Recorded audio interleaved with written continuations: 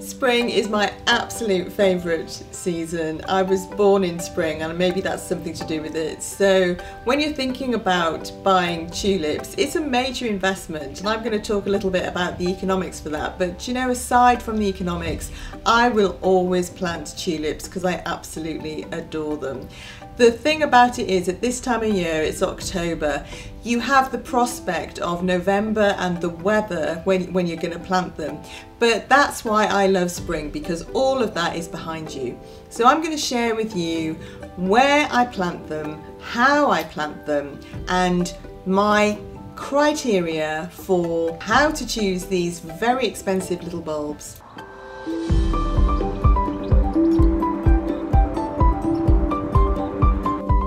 So when to plant these little expensive things? So after your first frost is the point at which I always decide to plant mine. I have been known to plant them in January when I've found a forgotten box, let's be honest, but ideally it's November, December, and then that way you can tuck up for the festive season knowing, feeling quite good about all those bulbs you plant. Where to plant? Now that's a really interesting question because it really depends on what you're going to use them for. So here I have a cut flower garden, so I need to cut them for bouquets and arrangements in the spring.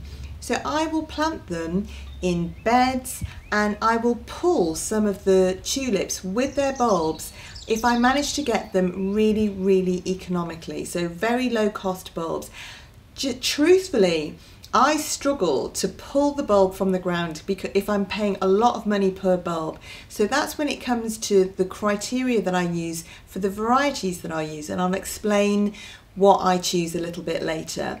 But I do plant them all over our cut flower garden here. I plant them in pots, I plant them in troughs near the house, I plant them in open soil, and the reason I do that is I try to give myself an extension so that I've got a succession of tulips. Now truthfully, it's super hard to achieve that, even with varieties that have different flowering times from March until May, because everything down to flowering with tulips is weather dependent. Have they had enough sun? Have they had enough water? Have they had enough light? When exactly did you plant them? And one year I planted a whole bed of them in different varieties, different timings, and they all flowered at once. So they're pretty unpredictable. And when you're investing in these bulbs, you have to think about that could be the case. So the how you plant them, pointy side up, and an important how for me is we're right next to a big bit of water, the canal. We have four-legged friends come up from the canal when the water rises. They love to have these over the winter. So I need to plant mine very deep. If I plant them in pots, I need to cover those pots in chicken wire, because otherwise, currently the pair of squirrels that are foraging around the garden will find them. I have found little groups of tulips planted where I didn't plant them thanks to our squirrels, but generally I want them to stay where I put them. So I plant them at least 8 inches deep. The other advantage that gives you is stem length, but I'm going to go and share with you now the 6 criteria that I look at before I actually buy a tulip bulb. So you've made the decision to buy some tulips and you've got some space and you know where you're going to put them roughly. So the 6 things that I look out for are stem length. I also look at colour. I look at variety, and I look at shape. I look at how perennial they are, and I look how weather resistant they are. So all of those things influence me, because honestly, when you get those catalogues through your post and you're looking at pages and pages, I could literally buy the lot. So on stem length, they've got to be long enough. You want them for cut flowers and bouquets. It's no point growing very super short double varieties, which I have grown, and then they come up, and for weather conditions you get them and they're like little miniatures. You can obviously pull the bulb, but that'll only give you maybe about another inch or two. But if you have too long a stem, because our weather here in the UK can be quite tricky, then sometimes the heavy heads just get snapped off. So there's a happy medium with stem length. Time of flowering. Like every cut flower gardener, I want to have a succession of flowers, and you can do that through varieties. And generally you can get some early double variety tulips, you can get some late doubles, you can get some late Viridiflora varieties, you can get some Darwin hybrids that are around about in the middle. But all of that aside, sometimes it's just the weather that dictates when they actually flower and their position in the garden. So as well as choosing varieties that are meant to flower, I will say that because I've had experiences, haven't we all, about flowering all over the place, early, middle and late from say March to May, I also plant mine in positions to the south of the house, to the north of the house, close to the house, in pots, in troughs, in full sun, in shade, so that actually helps with a succession of tulip bulbs. Colours. So just like a discussion that I had in a recent video on dahlias and palettes, I think it's really important that you think and consider your colour palette, because you could, if you wish, grow a rainbow of tulip colours if that is your aesthetic.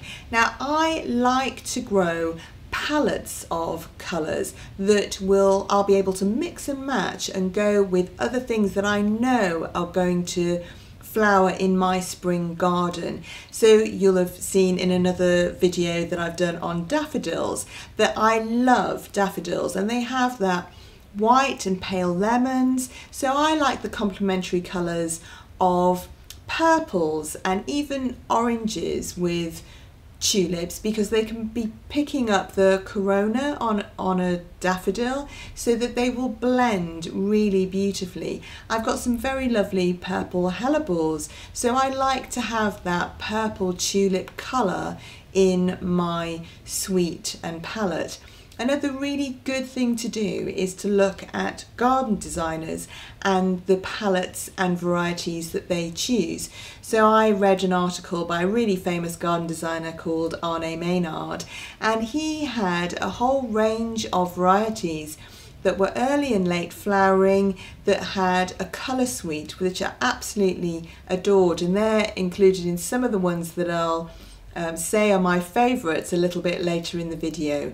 But generally colour is a very personal thing, and I would encourage you to think about the things that you'll have growing in your spring flower garden, including the foliage, to guide you, because otherwise you'll end up having loads and loads of tulips, none of which you'll be able to pull together for either a wedding or a bouquet. I've discussed about the economics and the investment that you make when you're buying tulips. I mean, I've got a couple of suppliers that I go to where I can buy them for a few pence, but they can also cost a few pounds. And that makes a huge difference if you're planting hundreds, if not thousands, which is what I'm doing here. So you want them to be perennial, and by perennial I mean even when you cut them they will come back year after year after year. There are two reasons why bulbs don't end up being perennial.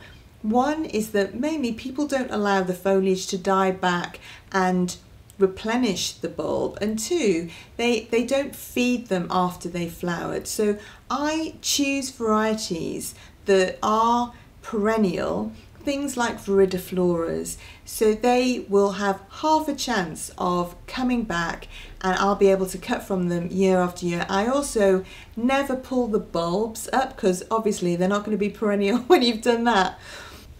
Weather robustness. Now I grow in the northwest of England, and outside today there's a howling gale, so you need to make sure that your spring flowers, when the weather can be warm but it can also be really frosty, really windy and still quite wintry. So that comes into your decisions on stem length but also petal count. So there are a couple of varieties that I won't ever grow again because they are too damaged by the wet. I grow outside, and so they need to be able to survive and stand up to some pretty robust weather. If you grow inside or in polytunnels or, you know, some kind of covered area, then you might be able to make a different decision. But for me, I need to look at that really weather sturdiness, including whether the stems are going to snap in the, you know, the gusts that I get here. Tulips and shape. So classically they're that globular shape and they open the singles, and also you can get doubles, and you'll hear from my favourites that I absolutely adore doubles because they almost look like peonies with their ruffled petals, but they are still that very sort of cupped globular shape. You can also get lily shaped ones with they look like little spikes. You can get multi-headed tulips too. I like to grow quite traditional looking globular shaped ones that aren't super multi-headed because they're a bit tricky to arrange in bouquets, and I don't like the spikes because I just want things to look very old-fashioned. So what are my favourite tulip varieties that I've grown year on year for quite a few years now in my exposed northwest garden? So Viridiflora varieties that are my absolute favourites are Green Star, Spring Green and Formosa, and I'll tell you why I absolutely love them. So they flower quite late on, so generally towards the end of April and May. They have really robust stems, really robust petals, so they're both perennial and very, very weather tolerant. Plus they are very flexible in terms of their colour because they're green and the Formosa is yellow, and it's very, very easy to mix those Viridiflora types with a whole suite of other tulips, so I highly recommend them. The next tulip is Blue Amiable.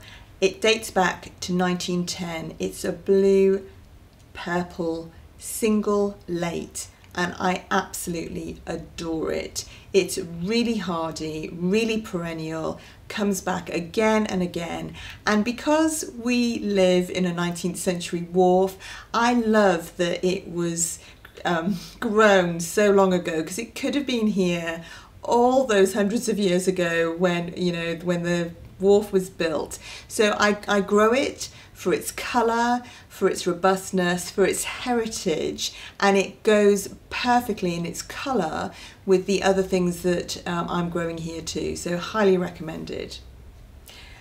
My next favourite is a double late tulip that you will have all heard about. It's called La Belle Epoque, and although she's double, she's still really, really weather tolerant. Great stem length, but more importantly, the colours in the petals are just this exquisite coffee and lemon and reds. It's a blend, which means that you can blend other spring flowers with this exquisite tulip. They're like gold dust, they're really expensive, but they are so worth planting and looking after because mine do come back. I've had them back for 3 years. They're not the glorious, really heavy petaled blooms that I get in the first year, but they gradually get less and less petals, but those petals are still absolutely beguiling. So I've given you a favourite double late, which flowers sort of end of April, early May, and now I'm going to give you an early double, which is Verona. So this is a lemon, beautifully scented variety, and I grow it for its scent alone. It can get a bit weather damaged, which is why I grow it close to the house, and I tend to grow it in pots so it can be a bit protected, but it's absolutely beautiful and flowers so early that it really is worth having a look at Verona. Mount Tacoma has to be one of my favourite tulips. She's white, she's double, she's late, and she is so consistent in her flowering that I buy her year after year after year. So I strongly recommend Mount Tacoma. Very weather resistant, really great stem length, looks very wedding-y for, you know, sort of spring weddings, but is also great in bouquets, really sort of voluminous, very lovely shaped head. So really gorgeous tulip. Tulips and the economics of them can be a tricky argument in your own mind. For me, I will always grow tulips because I absolutely love them. But because they range in cost from a few pence to a few pounds, and things like the very popular La Belle Époque are just steadily increasing in price year on year because of their popularity in spring wedding flowers, then you need to decide how much investment you're going to make in your tulips, because at best for some varieties you're only going to get 2 years out of them, and sometimes only 1. So tulips, I'd always grow them. I hope you do too. See you in the next video.